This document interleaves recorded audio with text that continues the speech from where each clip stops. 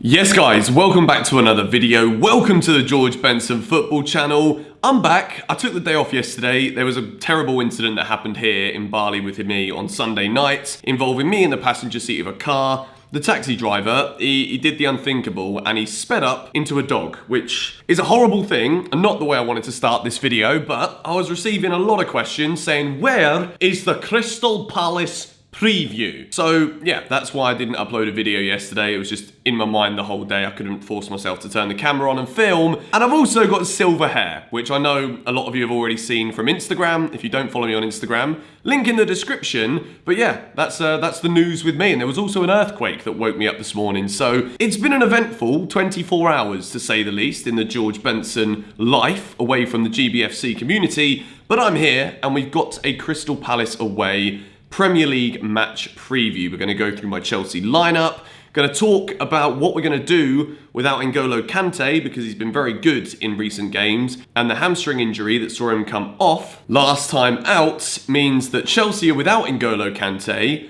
who is going to enter the Chelsea midfield. Before we get into that, there's no Chelsea news video today, so I wanted to address a couple of the things that have been talked about off the pitch away from this Palace game. Kai Havertz, he's played his final game now for Bayer Leverkusen. There isn't any immediate update as to whether or not Chelsea have submitted a bid, but the total that Bayer Leverkusen are looking at, apparently they're not going to accept anything under 90 million euros. So, as I said over on Twitter, the way I see it now is Kai Havertz wants to leave Bayer Leverkusen this summer. Chelsea are one of the only teams interested. We do seem very interested from what I understand, so it's up to Chelsea. If they want the man, they're going to have to pay what Bayer Leverkusen want for the player, and I think if Chelsea put in the right bid, Kai Havertz will choose Chelsea. That's the way I see this happening. Hopefully Chelsea get it done, and the Declan Rice interest is not going away also. Ever since that game against West Ham, Chelsea are being linked more and more with the signature of Declan Rice. But we got Crystal Palace up next. Palace have lost their last 3 games without scoring a goal, which bodes well, but they also always seem to turn up against Chelsea. It's as if it's like its own little cup final for Crystal Palace. The good news is Palace aren't really playing for anything right now. They're one of those teams in the middle of the table who have got enough points, almost mathematically as well, to avoid relegation despite their form. If they do manage to make it up the table, they're probably not going to get anything better than 10th at best between now and the end of the season. So Palace don't have much to play for. Chelsea have a lot to play for. If we don't focus too much on ourselves, Leicester, they've looked a little bit indifferent. We don't really know what we're going to get with Leicester. They were good last time out, but they are struggling. Wolves, they've won every match since the restart, apart from their last one where they were beaten. Manchester United, they are the informed team right now. They're playing some beautiful, expressive, expansive football. They're scoring goals, and they're looking like a serious force. And I think if we're talking informed teams in the Premier League, until Chelsea were beaten by West Ham, Man United were the only real team that were close to us in terms of the form. So, what we need to anticipate, in my opinion, between now and the end of the season, is that United are probably going to finish very strongly. So it's entirely up to Chelsea to focus on our own lane because it's still in our hands. You know, mathematically, we are still the team in the top 4, and if we win every game, we'll be in the Champions League next season. Whether Manchester City have managed to buy their way out of trouble or not, Chelsea know if they win every game, we're in the Champions League. So, without any further ado, let's take our little minds back to that 3-0 win against Watford. It was delightful. I bloody loved it, even though I was up until 6 in the morning flipping making content, but it's the joy of what we do. Chelsea were very good last time out, and I think one of the main things, and people gave me some stick for not giving Zuma a green box. I did say, if you actually managed to make it to the end of the video, I said the centre-back pairing was very good, and which is why you can see the graphic on the screen now. I've gone with exactly the same defence for this game against Palace. I've gone with a flat back 4, Kepa in goal, who's actually improving a lot statistically since the Premier League restart. So hopefully we can stop giving him so much stick. There's still a few errors in there, and I do want to see big saves for example. There's not really much he could have done about the Yarmolenko goal, but I want to talk more about Kepa match-winning saves for Chelsea. If we're winning by 1 or 2 goals, I want to see him pull out all the stops to save what could have been a goal from another goalie. Against another goalie, should I say. Thursday. So Kepa obviously starting in goal. We've got the Christensen-Zuma partnership, which kept a clean sheet against Watford. Even though Frank always chops and changes the centre-back pairing, I don't think he can do it for this one. Tomori is still out.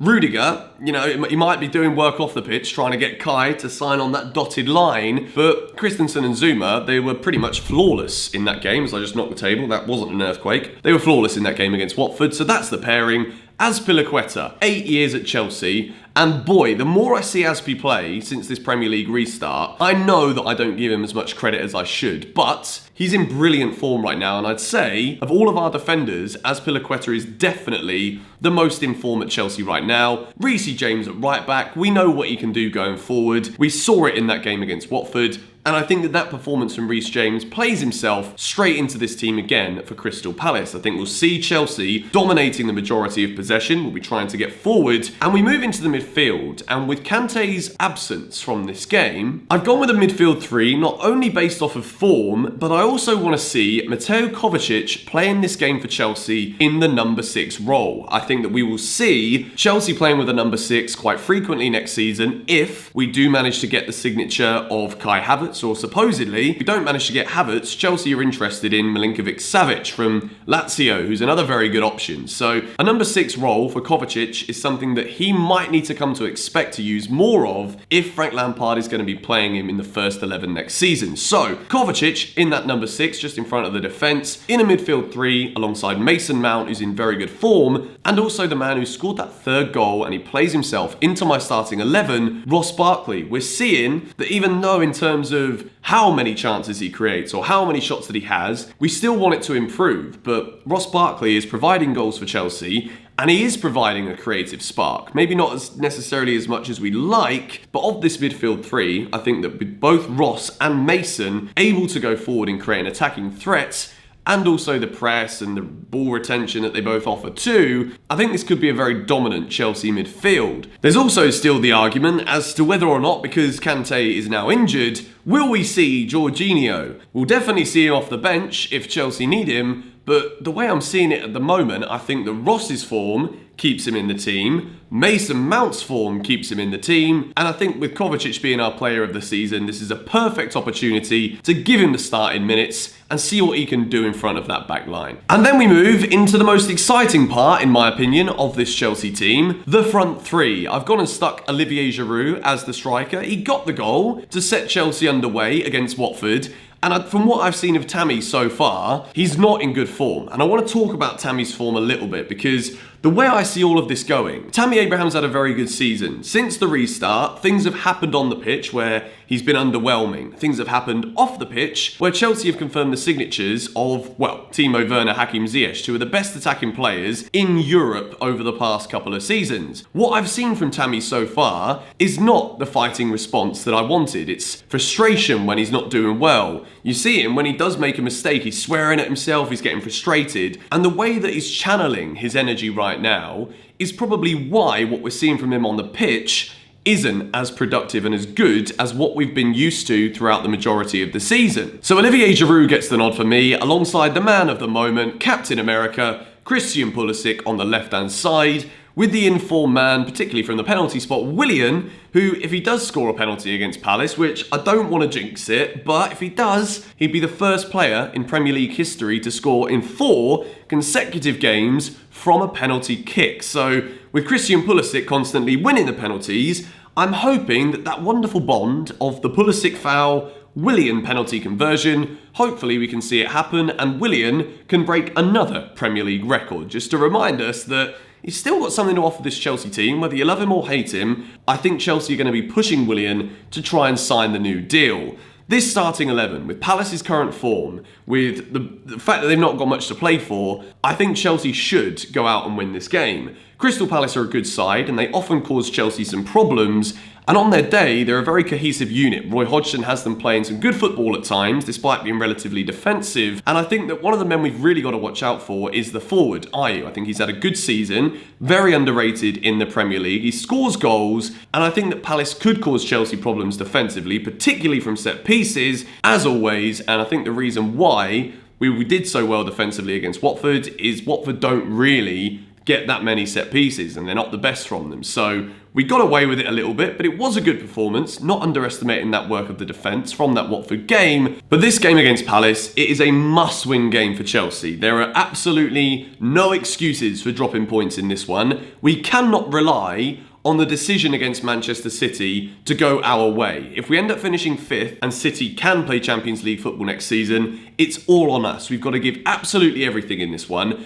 And I think we'll go to Palace. I think we will get 3 points, but I think it will be nervy. I think it's going to finish Palace 1, Chelsea 2. I got my prediction for Watford absolutely spot on. So hopefully this isn't a jinx, and I hope that we can make it 2 in a row. Let me know your thoughts on my starting 11 in the comments down below. If there's something you change, let me know what it is and why you would change it. And also let me know your score prediction in the comments. I will not be doing a live stream because the internet in this house has gone from being decent to dreadful ever since I started trying to live stream. But 6 Things We Learn will be out after the game, as always. So if you're not yet subscribed to the GBFC channel, we've hit over 125,000, which means we could fill Stamford Bridge 3 times, which is a little bit of a dream for me. I did not expect this to go as well as it has in the course of 1 year. So thank you for all the recent support. Let me know what you think about the new Barnet as well. I know some people might not like it, but I flipping love it. Follow me on socials, link below. I will see you after the Palace game. Come on, you Blues.